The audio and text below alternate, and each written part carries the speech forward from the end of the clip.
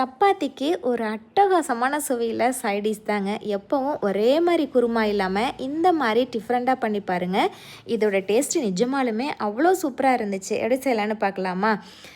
கடாயில் 2 டீஸ்பூன் எண்ணெய் சேர்த்து 2 பெரிய வெங்காயம், 2 குடைமிளகாய் இந்த மாதிரி க்யூப்பாக கட் பண்ணி சேர்த்துக்கோங்க. ஒரு 2 நிமிஷம் இந்த மாதிரி கண்ணாடி பதம் அளவுக்கு வதக்கி தனியாக எடுத்து வச்சுக்கோங்க. அதே கடாயில் 2 டீஸ்பூன் எண்ணெய் சேர்த்து 1/2 டீஸ்பூன் சீரகம், பெரிய வெங்காயம் நல்லா வதங்கி வந்ததும் 1 டீஸ்பூன் இஞ்சி பூண்டு விழுது, 2 பழுத்த தக்காளியை நல்லா நைஸாக அரைச்சி சேர்த்துக்கோங்க.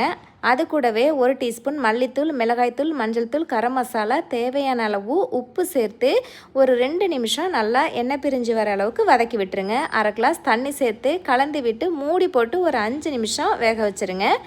இப்போது நம்ம வதக்கி வச்ச வெங்காயமும் குடைமிளகாயும் சேர்த்து கலந்து விட்டுக்கோங்க. நல்லா புளிப்பு இல்லாமல் 1/2 கப் தயிர் சேர்த்து நல்லா கலந்து விட்டுருங்க. அவ்வளவுதாங்க.